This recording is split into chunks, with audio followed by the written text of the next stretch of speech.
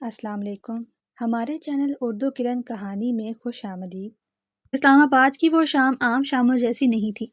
بادلوں کے سیاہ لشکر مارگلا کی پہاڑیوں کو اپنی لپیٹ میں لیے ہوئے تھے اور برستی بارش کی بوندیں کسی نوکیلے نشتر کی طرح شیشوں سے ٹکرا رہی تھیں۔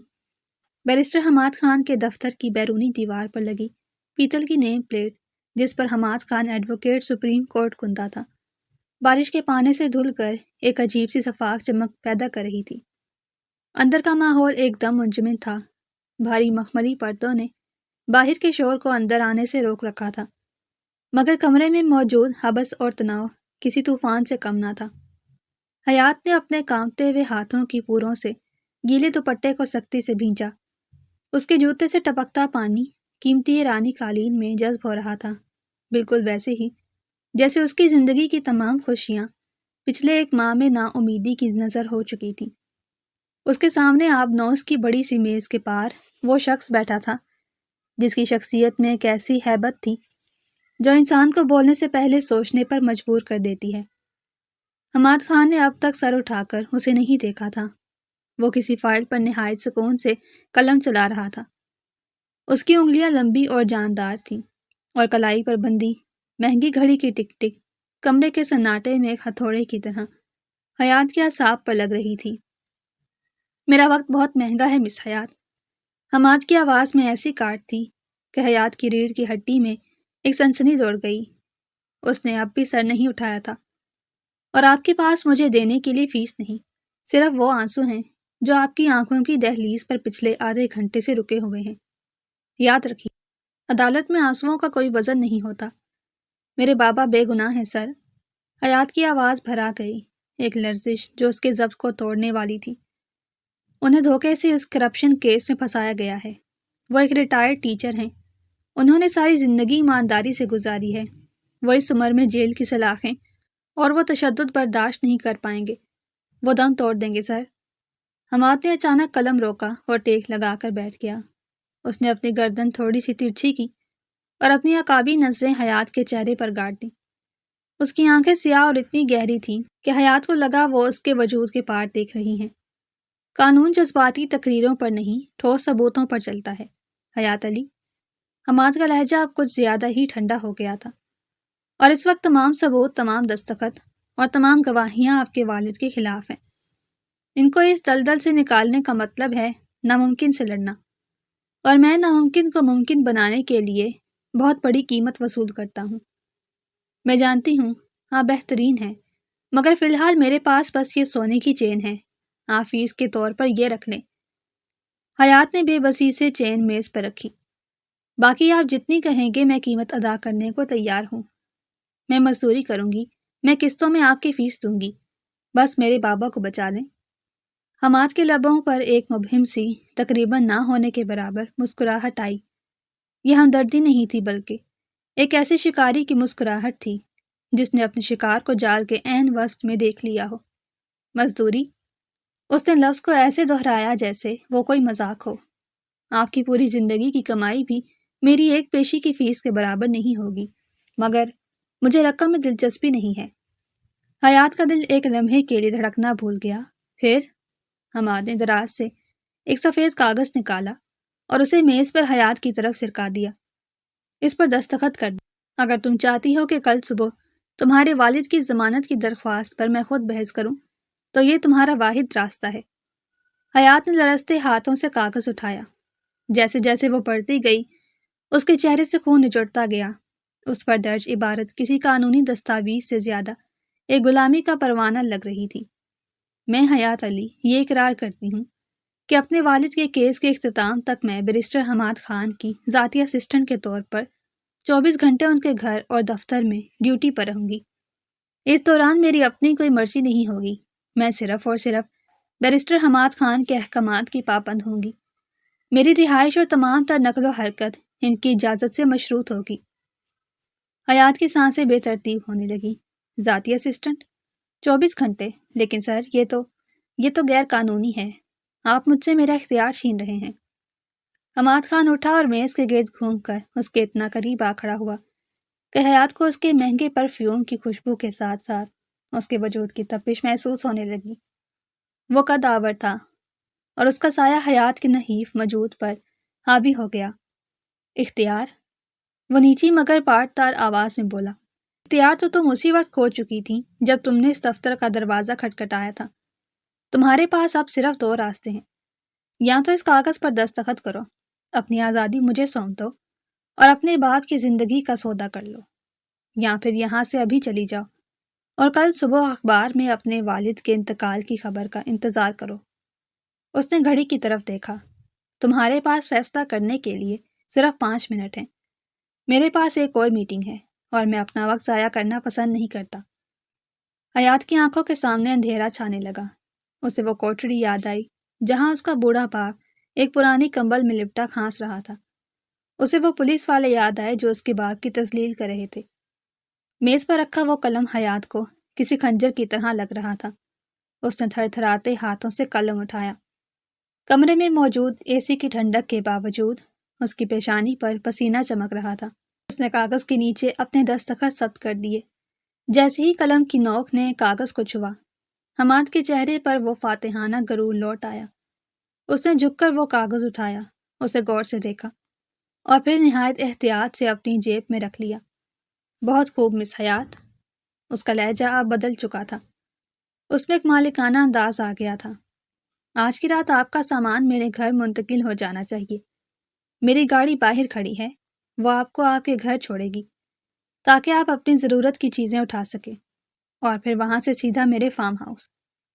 حیات نے سر اٹھا کر اسے دیکھا۔ اس کی آنکھوں میں بے یقینی تھی۔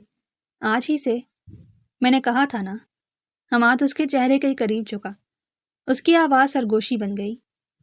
اب آپ کی اپنی کوئی مرضی نہیں رہی، اب آپ میری ملکیت ہیں، جب تک میں آپ کے باپ کو آزاد نہیں کروا دیتا۔ حیات کو ایسا لگا جیسے باہر کڑکنے والی بجلی اس کے اپنے وجود پر گری ہو۔ وہ اس دفتر سے باہر نکلی تو بارش مزید تیز ہو چکی تھی۔ اسے محسوس ہو رہا تھا کہ وہ ایک قید سے نکل کر دوسری اور شاید زیادہ خطرناک قید کی طرف جا رہی ہے۔ اسے نہیں معلوم تھا کہ حماد خان نے اسے ہی کیوں چنا اور اس ذاتی اسسٹنٹ کے لبادے میں کون سے خوفناک راز چھپے ہوئے تھے۔ اس نے گاڑی میں بیٹھتے ہوئے پیچھے مڑ کر اس عالیشان دفتر کی طرف دیکھا جہاں حماد خان اب بھی کھڑکی کے پاس کھڑا اسے ہی دیکھ رہا تھا۔ اس کی نظروں میں ایک ایسا تجسس تھا جو حیات کے پورے وجود کو لرزا گیا۔ کھیل تو اب شروع ہوا تھا۔ اسلام آباد کی وہ طوفانی رات حیات کی زندگی کی طویل ترین راتوں میں سے ایک تھی۔ بیرسٹر حماد خان کی سیاہ لینڈ کروزر جب شہر کی روشن سڑکوں کو پیچھے چھوڑتی ہوئی مارگلا کے دامن میں واقع ایک سنسان اور تاریک راستے پر مڑی تو حیات کا دل کسی سوکھے پتے کی طرح لرزنے لگا۔ اس نے اپنی ماں کو بھی مشکل سے حماد کی ڈیل کے بارے میں منایا تھا۔ وہ اسے جانے دینے کے لیے راضی نہیں تھی، مگر اس کے علاوہ کوئی راستہ نہیں تھا۔ حیات انہیں تسلی دیتی چلی تو آئی تھی، مگر اب اسے ڈر لگ رہا تھا۔ بارش کی رفتار دھیمی ہو چکی تھی، لیکن ہوا کا شور اب بھی گاڑی کے بند شیشوں کے پار سنائی دے رہا تھا۔ حماد خان کا گھر، یا جسے قلعہ کہنا زیادہ مناسب ہوگا، ایک اونچی پہاڑی کی چوٹی پر تنہا کھڑا تھا۔ لوہے کا بھاری بھرکم گیٹ کسی دیو ہیکل منہ کی طرح کھلا اور گاڑی بجری پر ٹائر رگڑتی ہوئی اندر داخل ہوئی۔ عمارت کا طرز تعمیر جدید ہونے کے باوجود اس میں قدیم اور پراسرار وحشت تھی۔ سرمئی پتھروں سے بنی اونچی دیواریں جن پر لگی بڑی بڑی شیشے کی کھڑکیاں اس وقت کسی بے نور آنکھوں کی طرح تاریکی میں گھور رہی تھی۔ گاڑی پورچ میں رکی۔ حماد نے کسی کا انتظار کیے بغیر دروازہ کھولا اور باہر نکل گیا۔ حیات نے اپنا مختصر سا بیگ جس میں اس کی کل کائنات سمٹی ہوئی تھی کندھے پر ڈالا اور ڈرتے ڈرتے گاڑی سے نیچے اتری۔ صدر دروازہ کھلا تو سامنے ایک وسیع اور عریض ہال تھا۔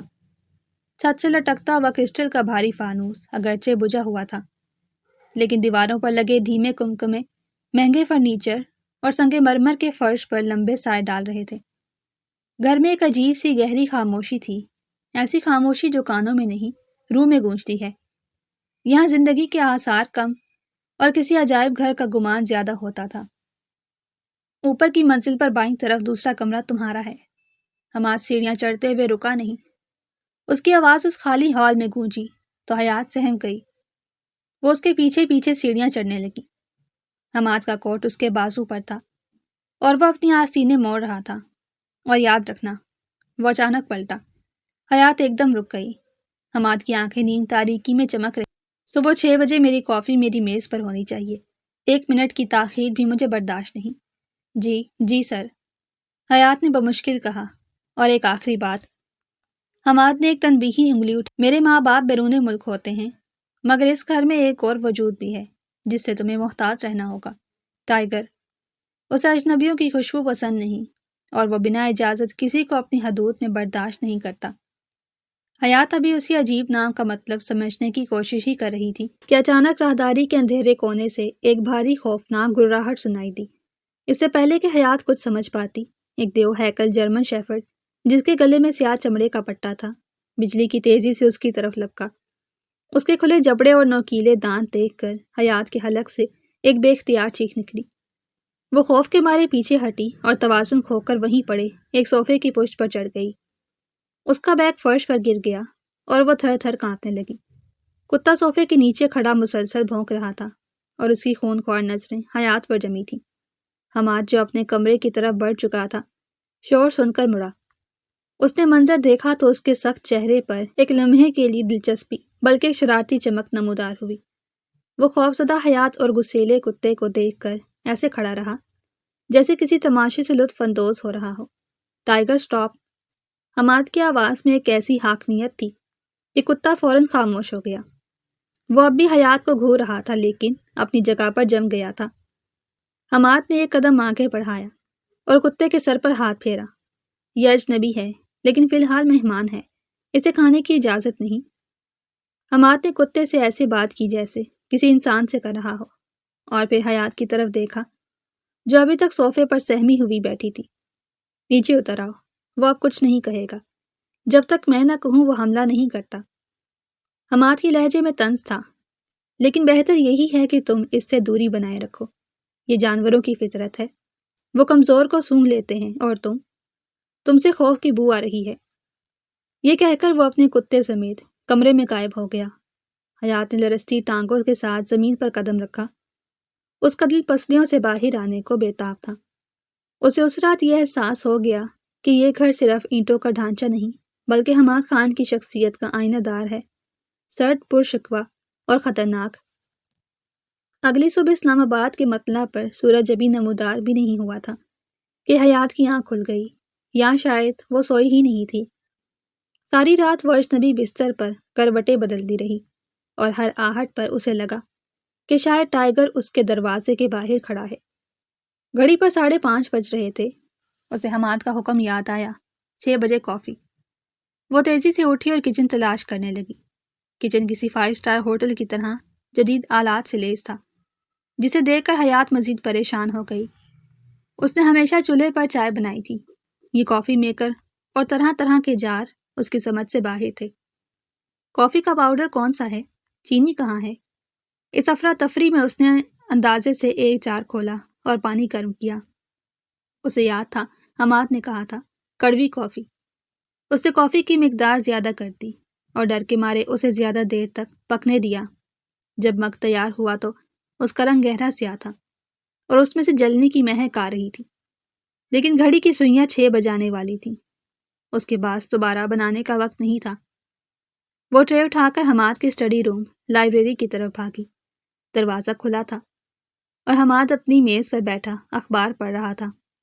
وہ نہا دھو کر تیار تھا، سفید کرسپ شرٹ میں ملبوس، اور اس کے گیلے بال ماتھے پر بکھرے ہوئے تھے۔ گڈ مارننگ سر، حیات نے دھیمی آواز میں کہا اور ٹرے میز پر رکھ دی۔ حماد نے اخبار سے نظریں ہٹائے بغیر ہاتھ بڑھایا اور کپ اٹھایا۔ حیات سانس روکے کھڑی تھی۔ جیسے ہی حماد نے پہلا گھونٹ بھرا، اس کے چہرے کا زاویہ بگڑ گیا۔ اس نے اخبار میز پر پٹکا اور کپ زور سے واپس ٹرے میں رکھا۔ کافی چھلک کر میز پر گر گئی۔ یہ کیا ہے؟ اس کی آواز میں گرج تھی۔ میں نے کافی مانگی تھی یا زہر؟ حیات کام گئی۔ سر، آپ ہی نے تو کہا تھا کڑوی ہونی چاہیے، بغیر چینی کے۔ حماد نے غضبناک نظروں سے اسے دیکھا۔ مس حیات، کڑوی اور جلی ہوئی میں زمین آسمان کا فرق ہوتا ہے۔ یہ کوئلے کا پانی ہے۔ کیا تمہیں اتنی بھی تمیز نہیں کہ ایک ڈھنگ کی کافی بنا سکو؟ حیات کی آنکھوں میں نمی تیرنے لگی۔ مجھے مشین کی سمجھ نہیں آئی تھی، میں دوبارہ بنا لاتی ہوں، رہنے دو۔ حماد نے ہاتھ کے اشارے سے اسے روکا۔ میرا موڈ خراب ہو چکا ہے۔ اور یہ کیا تماشا ہے؟ اس نے میز کے دوسری طرف پڑے فائلوں کے ڈھیر کی طرف اشارہ کیا۔ وہاں کچھ فائلیں بکھری پڑی تھیں جو حیات نے رات کو آنے کے بعد ترتیب دینے کی کوشش کی تھی تاکہ وہ اپنی افادیت ثابت کر سکے۔ وہ سر، میں نے سوچا آپ کو صبح فائلوں کی ضرورت ہوگی تو میں نے انہیں الفابیٹک حروف تہجی کے حساب سے ترتیب دے دیا تھا۔ حیات نے صفائی پیش کی۔ حماد نے سر تھام لیا۔ وہ اپنی کرسی سے اٹھا اور فائلوں کے پاس آیا۔ تم نے مرڈر کیس کی فائل کو منی لانڈرنگ کے ساتھ رکھ دیا کیونکہ دونوں میم سے شروع ہوتے ہیں۔ اس نے ایک فائل اٹھا کر اسے دکھائی۔ یہ قانون کی دنیا ہے مس حیات، کوئی لائبریری نہیں۔ یہاں فائلیں ناموں سے نہیں، جرائم کی نوعیت اور کیس کی تاریخ سے ترتیب دی جاتی ہیں۔ اس نے فائل واپس میز پر پھینکی۔ تم نے میرا سارا سسٹم درہم برہم کر دیا ہے۔ مجھے لگا تھا تم صرف مجبور ہو، لیکن تم تو نالائق بھی ہو۔ اگر تمہاری کارکردگی یہی رہی تو اپنے باپ کی رہائی بھول جاؤ۔ یہ الفاظ نشتر کی طرح حیات کے دل میں پیوست ہو گئے۔ آنسو اب اس کے رخساروں پر بہہ رہے تھے۔ میں سیکھ لوں گی سر، میں سب ٹھیک کر دوں گی۔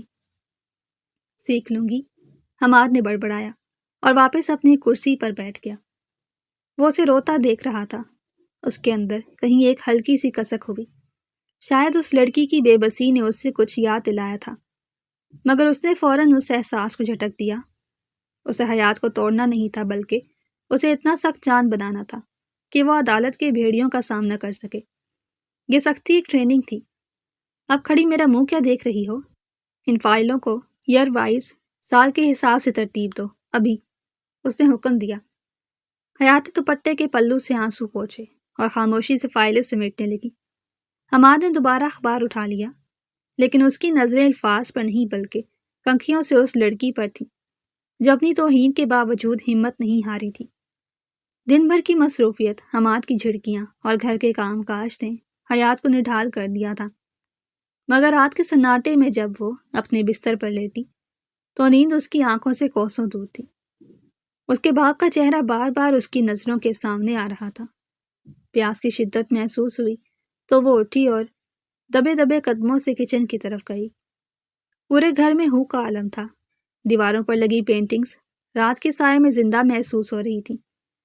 پانی پی کر جب وہ واپس اپنے کمرے کی طرف جا رہی تھی تو اس کی نظر لائبریری کے دروازے کے نیچے سے آتی روشنی کی ایک لکیر پر پڑی۔ رات کے 2 بج رہے تھے۔ حماد ابھی تک جاگ رہا تھا۔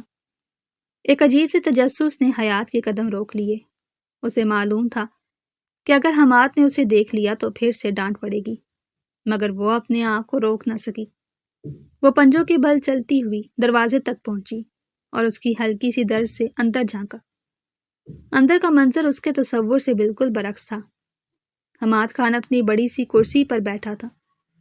اس کا کوٹ اترا ہوا تھا، ٹائی ڈھیلی ہو کر لٹک رہی تھی اور قمیض کے اوپر کے 2 بٹن کھلے تھے۔ وہ دن والا باوقار اور مغرور بیرسٹر نہیں لگ رہا تھا، بلکہ ایک تھکا ہارا انسان لگ رہا تھا جس کے کندھوں پر دنیا بھر کا بوجھ ہو۔ سگریٹ کا دھواں کمرے میں تیر رہا تھا اور ایش ٹرے بھری ہوئی تھی۔ اس کے سامنے میز پر کوئی مہنگی کارپوریٹ فائل نہیں، بلکہ ایک بوسیدہ پیلے رنگ کا کاغذوں کا پلندہ کھلا پڑا تھا۔ حیات نے آنکھیں سکیڑ کر دیکھنے کی کوشش کی۔ فائل کے اوپر موٹے مارکر سے لکھا تھا، بیوہ مائی زینب بمقابلہ لینڈ مافیا۔ حیات کا دل دھک سے رہ گیا۔ یہ نام اس نے سنا تھا۔ شہر کے کچی آبادیوں کے اس کیس کا ذکر اخباروں میں اکثر آتا تھا، جہاں ایک بااثر بلڈر مافیا غریبوں کی زمینیں ہتھیا رہا تھا۔ لیکن لوگوں کا کہنا تھا کہ کوئی وکیل اس مافیا کے خلاف کھڑا ہونے کو تیار نہیں، کیونکہ یا تو وہ بک جاتے ہیں یا ڈر جاتے ہیں۔ کیا حماد خان، وہ حماد خان جو لاکھوں کی فیس کے بغیر بات نہیں کرتا، وہ اس بوڑھی بیوہ کا کیس لڑ رہا ہے؟ حیات نے دیکھا کہ حماد نے دراز سے اپنا چیک بک نکالا، ایک چیک کاٹا اور اسے ایک سفید لفافے میں ڈالا۔ پھر اس نے قلم سے لفافے پر لکھا، مائی زینب کی ادویات اور راشن۔ یہ منظر حیات کے لیے کسی دھچکے سے کم نہیں تھا۔ وہ شخص جو صبح اسے مفت کے آنسو کا تانا دے رہا تھا، وہ رات کے اندھیرے میں کسی کی نظروں سے چھپ کر ایک ایسی عورت کی مدد کر رہا تھا جو اسے شاید دعا کے سوا کچھ نہیں دے سکتی تھی۔ کیا یہ وہی پتھر دل انسان ہے؟ اچانک شاید حیات کی سانس کی آواز یا دروازے کی معمولی سی آہٹ سے حماد چونک گیا۔ اس کی نظر فوراً دروازے کی درز کی طرف اٹھی۔ اس کی آنکھوں میں تھکاوٹ کی جگہ فوراً وہی پرانی سختی لوٹ آئی۔ کون ہے وہاں؟ اس کی آواز گونجی۔ حیات ہڑبڑا گئی۔ بھاگنے کا موقع نہیں تھا۔ اس نے ڈرتے ڈرتے دروازہ تھوڑا سا کھولا۔ وہ میں سر، اندر آؤ۔ حماد نے فائل فوراً بند کر دی اور لفافہ کسی فائل کے نیچے چھپا دیا۔ حیات سر جھکائے اندر داخل ہوئی۔ میں پانی پینے گئی تھی، روشنی دیکھی تو… حماد اسے گھورتا رہا۔ تو تم نے سوچا کہ جاسوسی کر لی جائے؟ کیا میرے گھر میں رہ کر اب میرے راز بھی بیچنے کا ارادہ ہے؟ اس کا لہجہ کاٹ تار تھا، لیکن اس میں صبح والی برہمی نہیں، بلکہ ایک دفاعی انداز تھا۔ نہیں سر، خدا کی قسم نہیں، حیات نے تڑپ کر کہا۔ میں نے دیکھا کہ آپ اتنی رات گئے کام کر رہے ہیں۔ اس کی نظر میز پر پڑی بند فائل پر گئی۔ سر، وہ مائی زینب والا کیس، کیا آپ وہ لڑ رہے ہیں؟ حماد کی آنکھیں سکڑ گئیں۔ تمہارا اس سے کوئی تعلق نہیں ہے، لیکن لوگ کہتے ہیں کہ وہ مافیا بہت خطرناک ہے اور اس کیس میں کوئی پیسہ بھی نہیں ہے۔ حیات نے ہمت مجتمع کی۔ اس کا تجسس خوف پر غالب آ رہا تھا۔ آپ تو کہتے ہیں کہ آپ ناممکن کو ممکن بنانے کی بہت بڑی قیمت وصول کرتے ہیں، تو پھر اس بوڑھی عورت کے لیے کیوں؟ کمرے میں ایک لمحے کے لیے سناٹا چھا گیا۔ صرف دیوار گھڑی کی ٹک ٹک سنائی دے رہی تھی۔ حماد نے گہری سانس دی اور کرسی کی پشت سے ٹیک لگا لی۔ اسے چھت کی طرف دیکھا، جیسے وہاں کچھ تلاش کر رہا ہو۔ قیمت صرف نوٹوں کی شکل میں نہیں ہوتی حیات۔ حماد کی آواز بہت دھیمی تھی، اتنی دھیمی کہ حیات کو سننے کے لیے کان لگانے پڑے۔ کچھ سودے ضمیر کے ساتھ کیے جاتے ہیں۔ دن بھر میں گناہ گاروں کو بچانے کے لیے قانون کے جو پیج استعمال کرتا ہوں، رات کو ان کا کفارہ ادا کرنے کے لیے ایسے کیس لڑتا ہوں جہاں انصاف واقعی مظلوم کا حق ہوتا ہے۔ وہ اٹھا اور میز کے گرد گھوم کر حیات کے قریب آیا۔ اس کی آنکھوں میں ایک عجیب سا دکھ اور ویرانی تھی۔ یہ سب، یہ گھر، یہ گاڑی، یہ شہرت، یہ سب ایک مکھوٹا ہے۔ اس کے پیچھے ایک ایسا انسان ہے جو رات کو سکون سے سونا چاہتا ہے مگر سو نہیں پاتا۔ حیات ساکت کھڑی اسے دیکھتی رہی۔ اس لمحے اسے حماد خان دنیا کا سب سے تنہا انسان لگا۔ اس کی ساری نفرت، سارا خوف ایک عجیب سے ہمدردانہ احترام میں بدلنے لگا۔ حماد کو شاید احساس ہوا کہ اس نے اپنے خول میں شگاف ڈال دیا ہے۔ وہ فوراً سنبھل گیا۔ اس کا چہرہ پھر سے سپاٹ ہو گیا۔ یہ باتیں تمہاری سمجھ سے باہر ہیں، تم جاؤ اور سو جاؤ، اس نے سختی سے کہا، جیسے پچھلے چند لمحات کا وجود ہی نہ ہو۔ کل صبح ہمیں جلدی نکلنا ہے، سینٹرل جیل جانا ہے۔ میں نے تمہارے والد سے ملاقات کا انتظام کر لیا ہے۔ بابا سے ملاقات؟ حیات کا چہرہ کھل اٹھا۔ شکریہ سر، بہت بہت شکریہ۔ شکریہ مت بولو، تیار رہنا، مجھے لیٹ ہونا پسند نہیں۔ اب جاؤ۔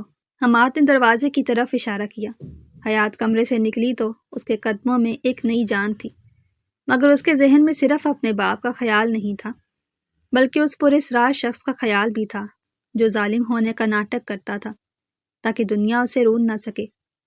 حماد نے دروازہ بند ہوتے ہی مائی زینب کی فائل دوبارہ کھول لی۔ اس نے سگریٹ سلگایا اور دھوئیں کے مرگولے میں حیات کے معصوم چہرے کو یاد کرنے لگا۔ نادان لڑکی، اس نے زیر لب کہا، تمہیں اندازہ ہی نہیں ہے کہ تم کس آگ میں کودنے والی ہو۔ رات اور گہری ہو گئی اور قلعہ نما گھر میں دو مختلف روحیں اپنی اپنی جنگ لڑ رہی تھیں، ایک آزادی کی جنگ اور دوسرا اپنے ضمیر کی۔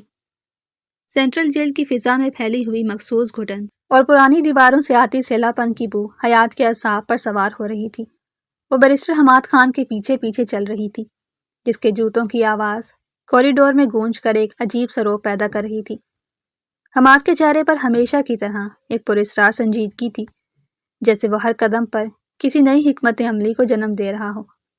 جب وہ ملاقات کے ایک کمرے میں پہنچے تو لوہے کی سلاخوں کے پار حیات نے اپنے والد علی احمد کو دیکھا۔ وہ شخص جو کبھی وقار کی علامت تھا، اب کمزوری اور بیماری کے باعث پہچانا نہیں جا رہا تھا۔ حیات کی چیخ نکل گئی اور وہ سلاخوں سے لپٹ کر رونے لگی۔ بابا، آپ کی یہ حالت… اس کی آواز ہچکیوں میں گم ہو گئی۔ علی احمد نے لرزتے ہاتھوں سے بیٹی کے سر پر ہاتھ رکھنے کی کوشش کی۔ میری بچی، تم یہاں کیوں آئی؟ میں نے منع کیا تھا نا۔ حماد خان جو اب تک خاموش تماشائی بنا دور کھڑا تھا، آگے بڑھا اور اپنی جیب سے ایک ڈائری نکالی۔ مسٹر علی، رونے دھونے کے لیے وقت نہیں ہے، مجھے وہ سچ جاننا ہے جو آپ نے اب تک چھپایا ہوا ہے۔ آپ کو معلوم ہے کہ آپ کے خلاف جو ثبوت ہیں وہ آپ کو عمر قید دلوا سکتے ہیں۔ علی احمد نے حماد کی طرف دیکھا۔ ان کی آنکھوں میں خوف لہرایا۔ آپ کون ہیں؟ یہ آپ کے وکیل ہیں بابا، بیرسٹر حماد خان، یہ آپ کو بچا لیں گے۔ حیات نے امید بھری نظروں سے حماد کی طرف دیکھا۔ حماد نے کرسی گھسیٹی اور علی احمد کے سامنے بیٹھ گیا۔ مجھے بتائیں، اس رات فیکٹری کے گودام میں کیا ہوا تھا؟ وہ دستخط آپ کے ہی تھے؟ علی احمد کی آنکھوں میں آنسو آ گئے۔ وہ دستخط میرے تھے بیرسٹر صاحب، لیکن وہ کاغذات خالی تھے۔ شجاعت شاہ میرا باس، اس نے مجھ سے دھوکے سے دستخط لیے تھے۔ اس نے کہا تھا کہ یہ نئے پروجیکٹ کی فائل ہے، مگر اسے کیا معلوم تھا کہ وہ میرے ڈیتھ وارنٹ بن رہے ہیں۔ اس نے خود کروڑوں کا گبن کیا اور سارا ملبہ مجھ پر ڈال دیا۔ حیاتی سن کر ششدر رہ گئی۔ شجاعت شاہ شہر کا مانا ہوا سیاستدان تھا جس کے ہاتھ بہت لمبے تھے۔ بابا، آپ نے پہلے کیوں نہیں بتایا؟ وہ دھمکی دے رہا تھا حیات۔ اس نے کہا تھا کہ اگر میں نے زبان کھولی تو وہ تمہیں نقصان پہنچائے گا۔ حماد خان کی آنکھوں میں ایک سرد چمک آئی۔ اس نے اپنے قلم سے ڈائری پر کچھ نوٹ کیا۔ شجاعت شاہ، تو دشمن اتنا بڑا ہے؟ اس کے لبوں پر ایک تلخ مسکراہٹ آئی۔ مسٹر علی، اب آپ کو ڈرنے کی ضرورت نہیں ہے۔ جس کیس میں جتنا بڑا شکاری ہو، اسے گرانے کا مزہ اتنا ہی زیادہ آتا ہے۔ وہ انہیں مطمئن کرتا حیات کو لیے واپس آ گیا۔ واپسی کے سفر میں حیات خاموش تھی۔ اس کی آنکھیں مسلسل برس رہی تھیں۔ حماد گاڑی چلا رہا تھا، مگر اس کی نظریں سڑک سے زیادہ حیات کے مرجھائے ہوئے چہرے پر تھیں۔ رونا بند کرو، حماد نے سپاٹ لہجے میں کہا۔ تمہارے آنسو تمہارے باپ کو جیل سے نہیں نکالیں گے، میرا دماغ نکالے گا۔ آپ شجاعت شاہ کو نہیں جانتے سر، وہ بہت ظالم آدمی ہے، حیات نے سسکتے ہوئے کہا۔ حماد نے گاڑی اچانک ایک سائڈ پر روکی اور حیات کی طرف مڑا۔ اس کی آنکھوں میں ایسی شدت تھی کہ حیات کا سانس رک گیا۔ تم نے بیرسٹر حماد خان پر بھروسہ کر کے دستخط کیے ہیں نا؟ تو اب مجھ پر چھوڑ دو۔ شجاعت شاہ ہو یا کوئی اور، جو میرے راستے میں آتا ہے وہ مٹ جاتا ہے۔ اس رات حماد اپنی لائبریری میں دیر تک بیٹھا رہا۔ اس نے حیات کے والد کے خلاف تمام گواہوں کی لسٹ نکالی۔ اسے پتہ چلا کہ شجاعت شاہ نے ایک منظم سازش کے تحت علی احمد کو پھنسایا تھا۔ حماد نے ایک ایک کڑی جوڑنی شروع کی۔ وہ جانتا تھا کہ یہ صرف ایک کیس نہیں تھا، بلکہ ایک ایسی جنگ تھی جس میں اس کی اپنی ساکھ بھی داؤ پر لگی تھی۔ رات کی پچھلے پہر جب حیات اسے کافی دینے آئی تو اس نے دیکھا کہ حماد کی میز پر شجاعت شاہ کی تصویر کے گرد سرخ دائرہ لگا ہوا تھا۔ حیات نے خاموشی سے مگ رکھا اور جانے لگی، مگر حماد کی آواز نے اسے روک لیا۔ حیات، وہ رکی۔ حماد نے پہلی بار اسے اس کے نام سے پکارا تھا۔ اس کا لہجہ سخت نہیں تھا، بلکہ اس میں ایک عجیب سی تھکن تھی۔ تمہارے باپ کو کچھ نہیں ہوگا، یہ میرا تم سے وعدہ ہے۔ حیات کی آنکھوں میں دوبارہ آنسو آ گئے، مگر اس بار یہ آنسو خوف کے نہیں، سکون کے تھے۔ اسے محسوس ہوا کہ حماد خان کی اس پتھر جیسی شخصیت کے پیچھے ایک ایسا پہاڑ ہے جس کی پناہ میں وہ خود کو محفوظ تصور کر سکتی ہے۔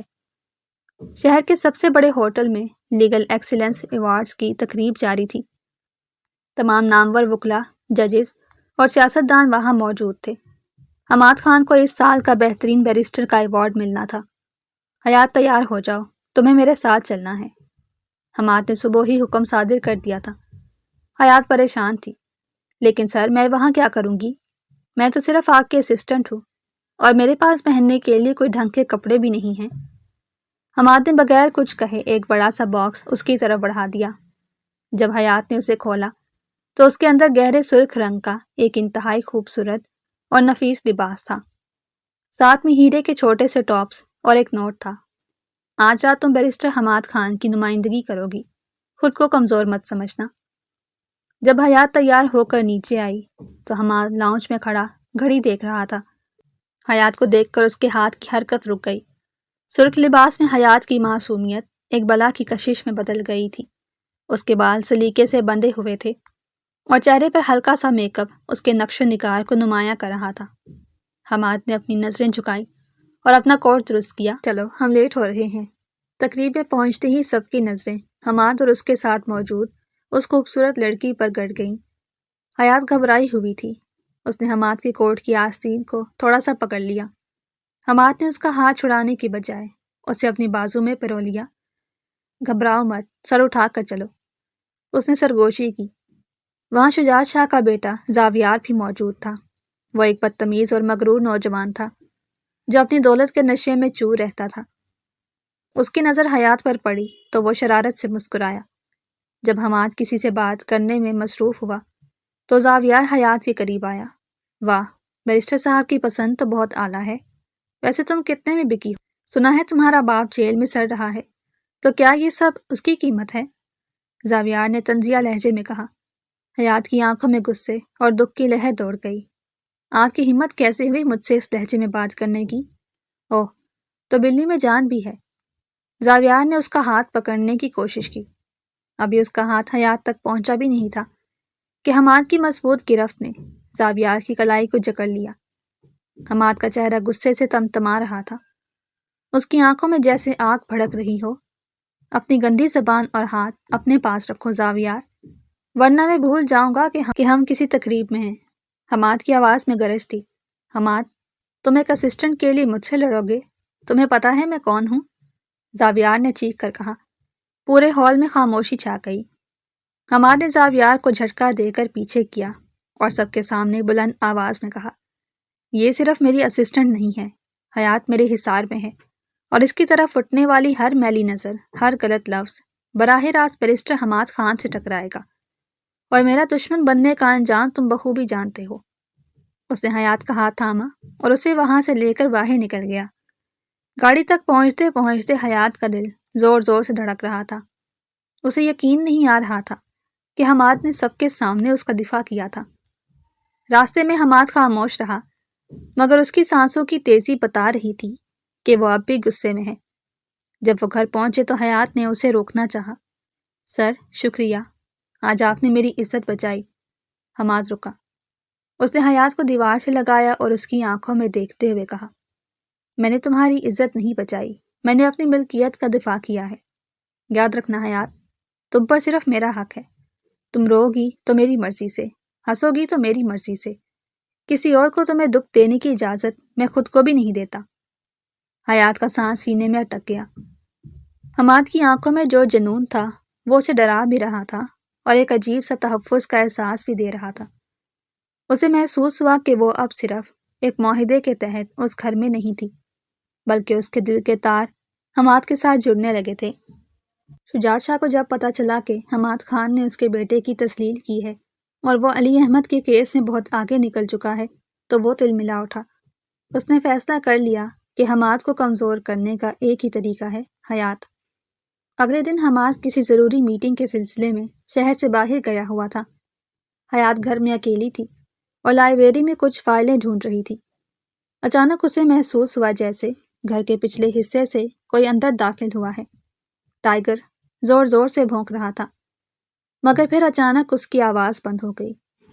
حیات کا دل زور سے دھڑکا۔ اس نے کھڑکی سے باہر جھانکا تو دیکھا کہ 2 نقاب پوش آدمی دیوار پھاند کر اندر آ رہے تھے۔ اس نے فوراً حماد کو فون کرنے کی کوشش کی، مگر سگنل غائب تھے۔ اسے سمجھ آ گیا کہ جیمرز استعمال کیے جا رہے ہیں۔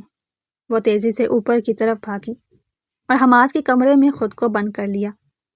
حملہ آوروں نے دروازہ توڑنے کی کوشش شروع کر دی۔ حیات خوف سے کانپ رہی تھی۔ اس نے الماری سے ایک وزنی گلدان اٹھا لیا۔ جیسے ہی دروازہ ٹوٹا، ایک آدمی اندر داخل ہوا۔ حیات نے پوری قوت سے گلدان اس کے سر پر مارا، مگر دوسرے آدمی نے اسے پیچھے سے دبوچ لیا۔ چل لڑکی، تیرے صاحب کو سبق سکھانا ہے۔ وہ اسے گھسیٹتے ہوئے نیچے لے گئے۔ حیات نے مزاحمت کی، چیخیں ماری، مگر وہ اسے گاڑی میں ڈالنے ہی والے تھے کہ اچانک ایک کالی لینڈ کروزر تڑپتی ہوئی پورچ میں داخل ہوئی۔ حماد خان گاڑی سے باہر نکلا۔ اس کے چہرے پر وحشت تھی۔ اسے راستے میں ہی احساس ہو گیا تھا کہ کچھ غلط ہونے والا ہے، اس لیے وہ آدھے راستے سے واپس آ گیا تھا۔ چھوڑو اسے، حماد کی آواز میں موت جیسی سردی تھی۔ حملہ آوروں نے بندوق نکال لی۔ پیچھے ہٹ جاؤ بیرسٹر، ورنہ یہ ماری جائے گی۔ حماد نے ایک پل کی بھی پرواہ نہیں کی اور ان پر جھپٹ پڑا۔ وہ وکیل ضرور تھا، مگر اس کی جسمانی طاقت کسی فائٹر سے کم نہیں تھی۔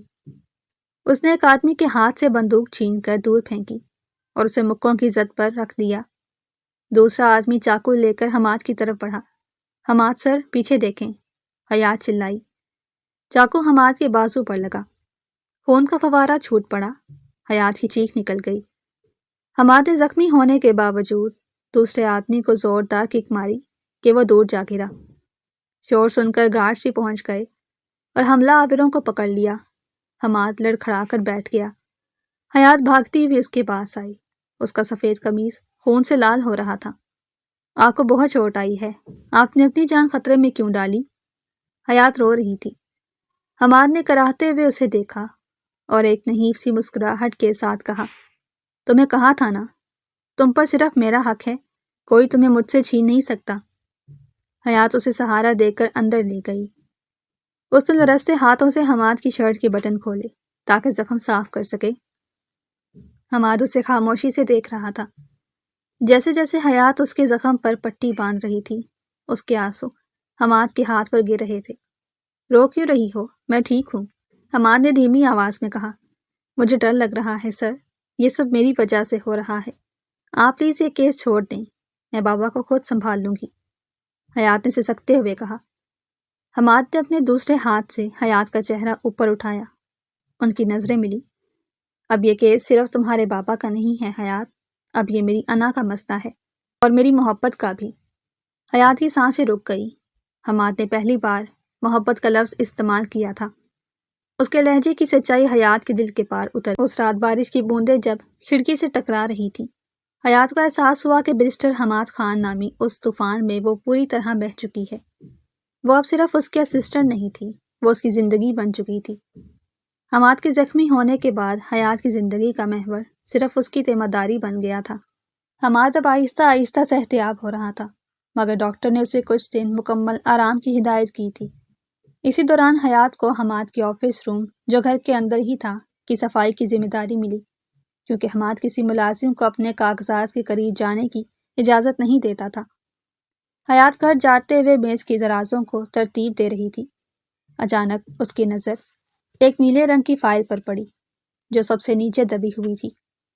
اس پر بڑے حروف میں حیات علی معاہدہ لکھا تھا۔ حیات کا دل زور سے دھڑکا۔ یہ وہی فائل تھی جس نے اس کی زندگی بدل دی تھی۔ تجسس کے ہاتھوں مجبور ہو کر اس نے فائل کھول لی۔ اندر وہی کاغذ تھا جس پر اس نے دستخط کیے تھے، لیکن جب اس نے اسے غور سے پڑھا تو اس کے پیروں تلے زمین نکل گئی۔ اس نے پچھلے کچھ عرصے میں حماد کے ساتھ رہ کر تھوڑا بہت قانون سمجھ لیا تھا۔ وہ کاغذ کوئی اسٹیمپ پیپر نہیں تھا، نہ ہی اس پر کوئی قانونی مہر ثبت تھی۔ اس کی عبارت بھی ایسی تھی جس کی عدالت میں کوئی حیثیت نہیں تھی۔ حیات علی اپنی مرضی سے حماد خان کے اسسٹنٹ بن رہی ہیں، بس اتنی سی بات۔ وہ شرطیں، وہ غلامی، وہ پابندیاں، سب جھوٹ تھا۔ حیات کو شدید غصہ اور دکھ محسوس ہوا۔ اسے لگا جیسے اس کے جذبات اور مجبوری کا مذاق اڑایا گیا ہے۔ وہ کاغذ ہاتھ میں لیے سیدھا حماد کے بیڈ روم میں داخل ہوئی۔ حماد بستر پر ٹیک لگائے لیپ ٹاپ پر کچھ کام کر رہا تھا۔ یہ کیا ہے حماد صاحب؟ حیات نے کاغذ لہراتے ہوئے کہا۔ اس کی آنکھوں میں آنسو اور لہجے میں شکایت تھی۔ حماد نے پرسکون انداز میں سر اٹھایا۔ اس نے کاغذ کو دیکھا اور پھر حیات کے سرخ ہوتے چہرے کو۔ اس کے چہرے پر کوئی پشیمانی نہیں تھی۔ اس نے لیپ ٹاپ بند کیا اور اشارے سے حیات کو قریب آنے کو کہا۔ تمہیں یہ اب ملا؟ میں سمجھا تھا تم ذہین ہو، پہلے ہفتے میں ہی سمجھ جاؤ گی۔ حماد کے لہجے میں وہی پرانی سرد مہری تھی۔ آپ مذاق کر رہے ہیں؟ حیات پھٹ پڑی۔ میں نے اپنی عزت، اپنی آزادی، اپنا سکون، سب کچھ داؤ پر لگا دیا، کیونکہ میں سمجھتی تھی کہ میں قانونی طور پر پابند ہوں۔ میں آپ کی کڑوی باتیں سہتی رہی، آپ کی جھڑکیاں برداشت کرتی رہی، اور آپ نے ایک سادہ کاغذ کا ڈر دکھا کر مجھے قید کر رکھا۔ کیوں کیا آپ نے ایسا؟ کیا غریب کی مجبوری آپ کے لیے کھیل ہے؟ حیات رو رہی تھی۔ اس کا جسم کانپ رہا تھا۔ حماد اپنی جگہ سے اٹھا۔ اس کا زخمی بازو اب بھی سلنگ میں تھا، مگر اس کا وجود اب بھی اتنا ہی باروب تھا۔ وہ حیات کے بالکل سامنے آ کر کھڑا ہو گیا۔ کھیل نہیں تھا حیات، ضرورت تھی۔ حماد کی آواز دھیمی لیکن گہری تھی۔ ضرورت؟ کیسی ضرورت؟ مفت کی نوکرانی چاہیے تھی آپ کو؟ نہیں۔ حماد نے پہلی بار آواز نیچے کی۔ مجھے تم چاہیے تھی، اور تمہیں اس دنیا کے بھیڑیوں سے بچانے کے لیے مجھے اپنے گھر کی چار دیواری چاہیے تھی۔ حیات حیرت سے چپ ہو گئی۔ حماد نے گہرا سانس لیا اور کھڑکی کی طرف مڑ گیا۔ جس دن تم میرے آفس میں آئی تھی، بارش ہو رہی تھی، تم ٹوٹی ہوئی تھی، بکھری ہوئی تھی۔ میں نے تمہاری آنکھوں میں دیکھا تھا کہ تم اپنے باپ کے لیے کسی بھی حد تک جا سکتی ہو۔ اگر میں تمہیں اس دن جانے دیتا تو شجاعت شاہ جیسے لوگ تمہیں کچا چبا جاتے۔ تمہیں لگتا ہے وہ صرف تمہارے باپ کے دشمن ہیں؟ وہ تمہاری عزت کے دشمن تھے۔ مجھے تمہیں اپنے حصار میں لینا تھا، اور تم جیسی خوددار لڑکی کبھی خیرات یا احسان نہیں لیتی، اس لیے مجھے یہ سودا کرنا پڑا۔ حماد پھر مڑا۔ اس کی آنکھوں میں اب اعتراف تھا۔ میں نے تمہیں قید نہیں کیا حیات، میں نے تمہیں محفوظ کیا۔ ہاں، طریقہ غلط ہو سکتا ہے، لیکن نیت نہیں، کیونکہ وہ رکا، جیسے الفاظ کو چناؤ کر رہا ہو، کیونکہ پہلی ہی نظر میں اس مغرور بیرسٹر کا دل اس بھیگی ہوئی لڑکی کے قدموں میں گر چکا تھا، اور میں یہ ماننے کو تیار نہیں تھا۔ حیات ساکت رہ گئی۔ حماد کا اعتراف کسی دھماکے سے کم نہیں تھا۔ اس کا غصہ جھاگ کی طرح بیٹھ گیا، اور اس کی جگہ ایک عجیب سی سرشاری نے لے لی۔ اب تم آزاد ہو۔ حماد نے کاغذ اس کے ہاتھ سے لیا اور پھاڑ دیا۔ دروازہ کھلا ہے، کیس میں لڑوں گا، جیتوں گا بھی، لیکن اب تم جا سکتی ہو۔ حیات وہیں کھڑی رہی۔ اس کے پاس جانے کا راستہ تھا، مگر اب اس کے پاؤں منو وزنی ہو چکے تھے۔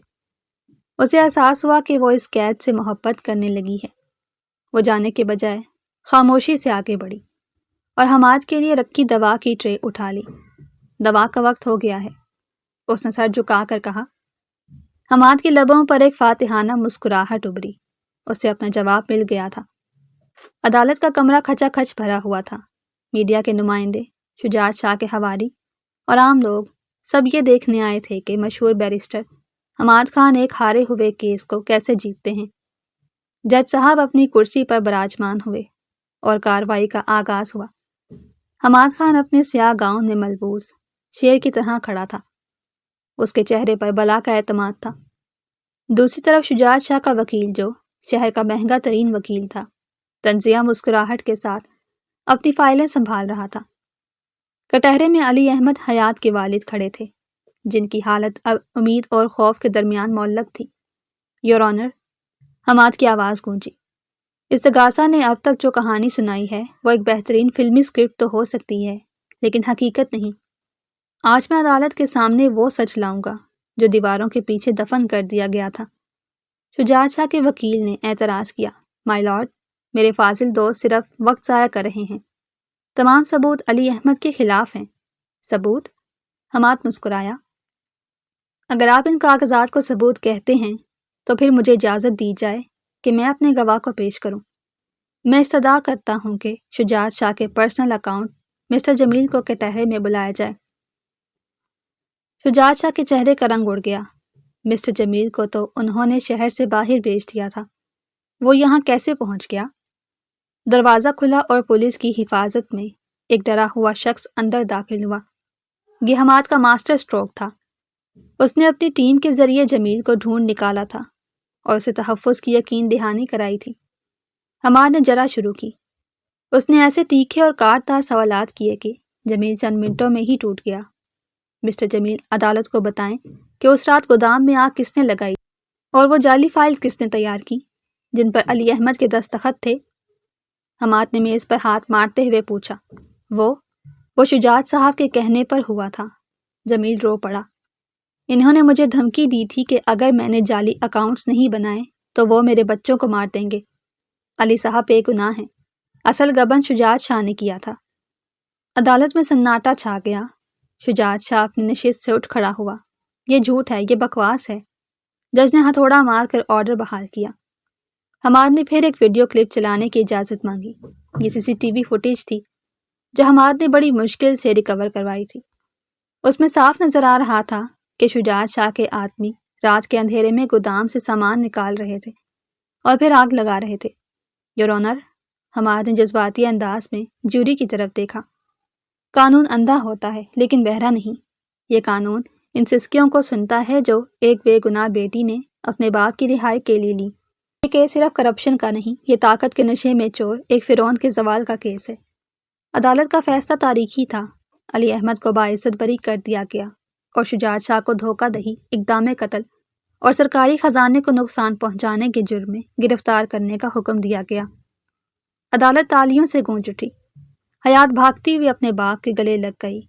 باپ بیٹی کے آنسو تھم نہیں رہے تھے۔ حماد ایک طرف کھڑا اپنی فائلیں سمیٹ رہا تھا۔ اس کے چہرے پر سکون تھا مگر آنکھوں میں ایک عجیب سی اداسی۔ حیات نے مڑ کر حماد کو دیکھا۔ وہ شکریہ ادا کرنا چاہتی تھی، وہ اسے گلے لگانا چاہتی تھی، مگر حماد نے اسے نظر انداز کیا اور اپنے جونیئرز کے ساتھ باہر نکل گیا۔ حیات کا دل بیٹھ گیا۔ کیا سب ختم ہو گیا؟ کیا میں واقعی صرف ایک کیس تھی؟ کی خوشی پر ایک انجانا خوف حاوی ہونے لگا۔ شام ڈھل چکی تھی۔ حیات حماد کے گھر میں اپنے کمرے میں اپنا مختصر سا سامان پیک کر رہی تھی۔ اس کے والد ہسپتال میں تھے جہاں ان کا چیک اپ ہو رہا تھا اور ڈاکٹروں نے انہیں خطرے سے باہر قرار دیا تھا۔ اب حیات کے پاس یہاں رکنے کی کوئی وجہ نہیں تھی۔ اس نے آخری بار اس کمرے کو دیکھا جہاں اس نے اپنی زندگی کے سب سے مشکل اور سب سے خوبصورت دن گزارے تھے۔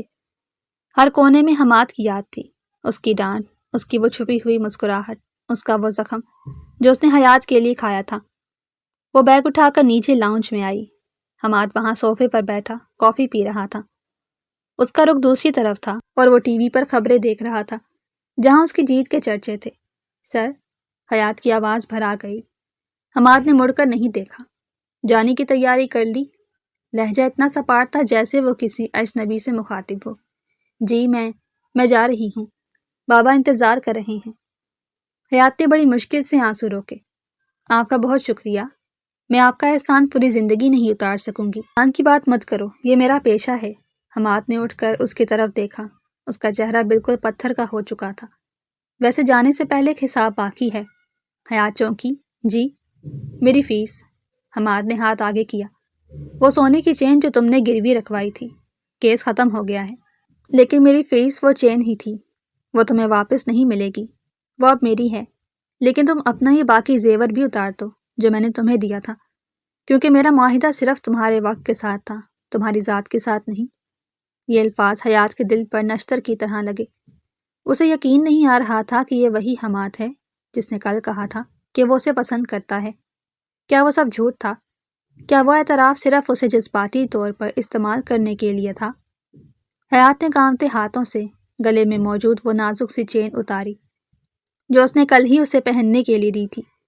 رکھ لیں اپنی فیس، اور یہ وہ انگوٹھی بھی جو آپ نے مجھے تحفے میں دی تھی۔ حیات نے روتے ہوئے انگوٹھی اتار کر میز پر پٹک دی۔ آپ بہت بڑے وکیل ہوں گے حماد صاحب، لیکن انسان بہت چھوٹے ہیں۔